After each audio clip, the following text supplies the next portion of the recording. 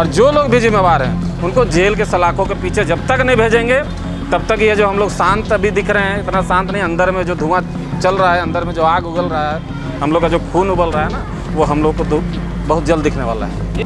जब तक न्याय नहीं मिलेगा, ज़रूरत पड़ेगा तो स्वास्थ्य मंत्री के ऊपर भी हम लोग केस करने का काम करेंगे। आज हम उसको नहीं बोले कि तुम्हारा माँ डेथ कर गई है, हम बोले तुम्हारा माँ को आज ला रहे हैं। तो बोल रही है क्या, हमें कुरकुरे खरीदे हैं पापा, आधा मम्मी को खिलाएंगे आधा हम खाएंगे, ऐसा बोल रही है। सीनियर डॉक्टर ने पेट फाड़ दिया, जूनियर को बोल दिया सिलने के लिए। हाँ, उन लोगों को क्या मालूम है। हाँ, तो बस यही हुआ है। झारखंड के जितने भी सरकारी अस्पताल है, सभी अस्पतालों का हाल जो है बुरा है। बुरा इसलिए है कि धनबाद का सरकारी अस्पताल में ये व्यक्ति ने अपने धर्मपत्नी को डिलीवरी केस हुआ था, उसके बाद जो है बच्चा जो है सही सलामत हुआ, उसके बाद जो है पेटे के अंदर में धर करके सिलाई कर दिया। करने के बाद जो है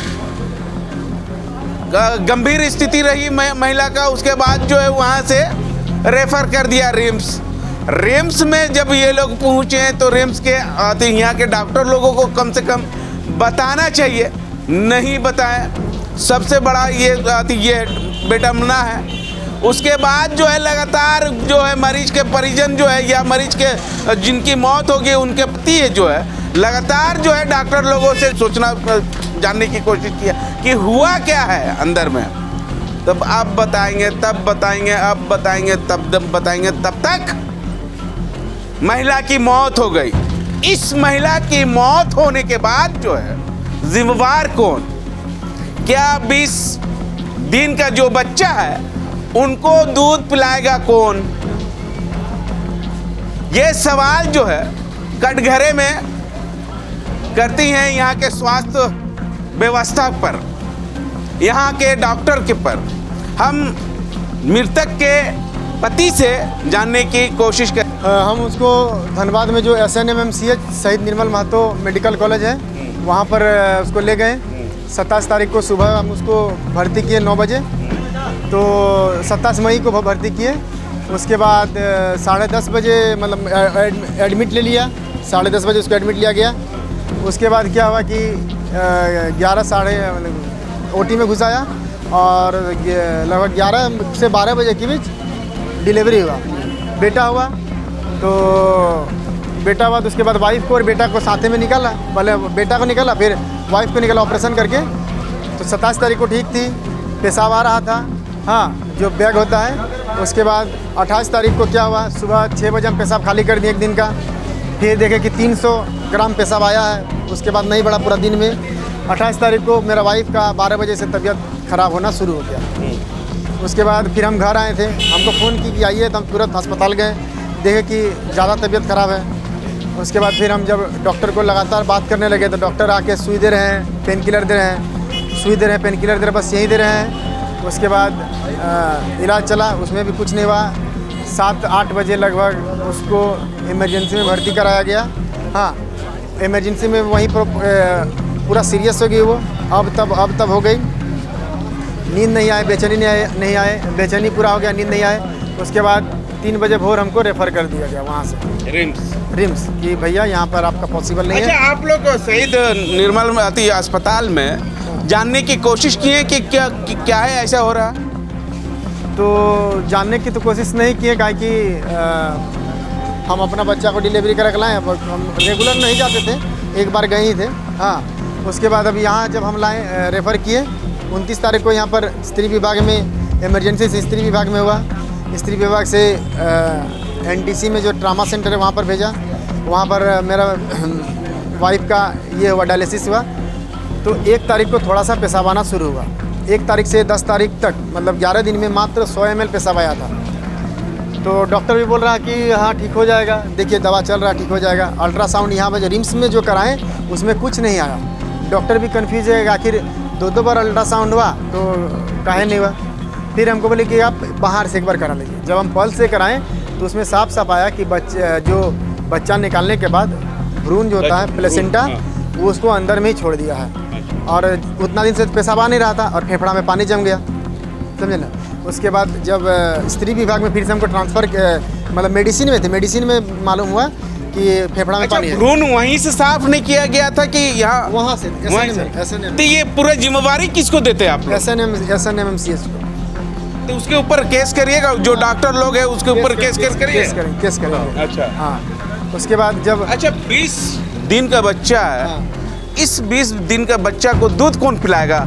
ये लोग तो खेल लेता है, नुकसान आम जनता को करना पड़ता है। अभी मरीज का जो है मौत हो गया है, तो जिम्मेवार किसको मानते हैं? जिम्मेवार मानते हैं वहाँ के डॉक्टर को, और जो जूनियर डॉक्टर जो आदमी के ऊपर प्रैक्टिकल करता है। हाँ, जैसे मेरा वाइफ के ऊपर प्रैक्टिकल किया, सीनियर डॉक्टर। Junior doctor? हाँ, सीनियर डॉक्टर ने पेट फाड़ दिया, जूनियर को बोल दिया सिलने के लिए। हाँ, अब उन लोगों को क्या मालूम है? हाँ, तो बस यही हुआ है। देख लीजिए स्वास्थ्य मंत्री इरफान अंसारी जी, हम यही बोलते हैं कि ये जूनियर डॉक्टर लोगों को थोड़ा सा सिखाइए, या सीनियर डॉक्टर को।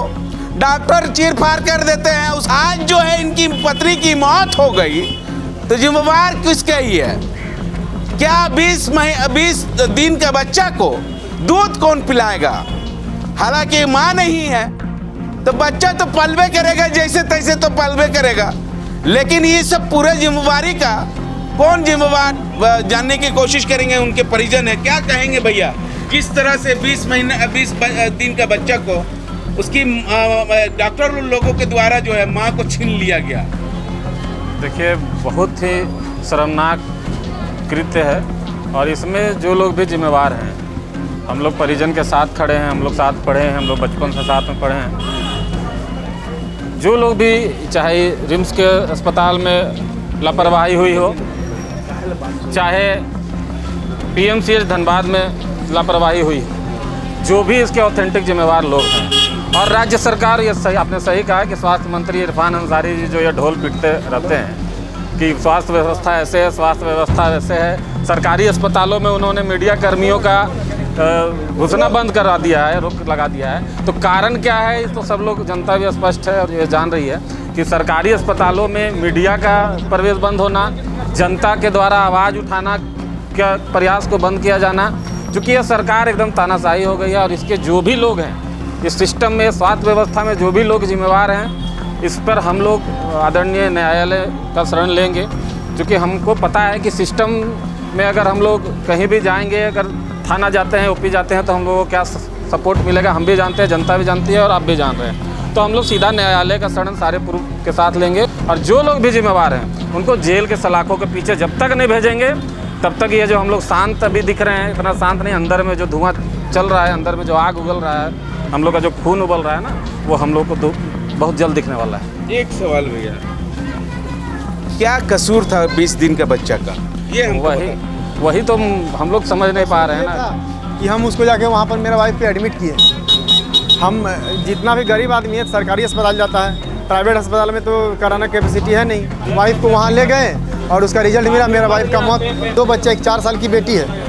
आज हम उसको नहीं बोले कि तुम्हारा माँ डेथ कर गई है, हम बोले तुम्हारा माँ को आज ला रहे हैं, तो बोल रही है हमें कुरकुरे खरीदे हैं पापा, आधा मम्मी को खिलाएंगे, आधा हम खाएंगे, ऐसा बोल रही है। कितना दुख है अंदर से आपको कि अब जो है छोटी जो 4 साल की बच्ची है, वो अपनी माँ का चेहरा देखते हुए क्या उसके साथ होगा, इसका कल्पना नहीं कर सकते हम क्या होगा।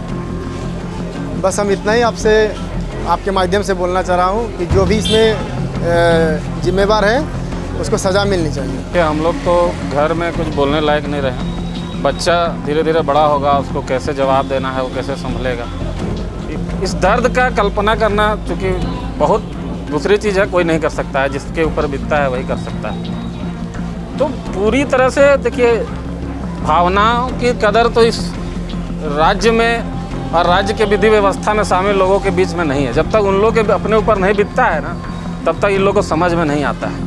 यह सरकार एकदम निकम्मी है, स्वास्थ्य मंत्रालय निकम्मी है, स्वास्थ्य मंत्री निकम्मे हैं। अगर ज़रूरत पड़ेगा तो स्वास्थ्य मंत्री के ऊपर भी हम लोग केस करने का काम करेंगे।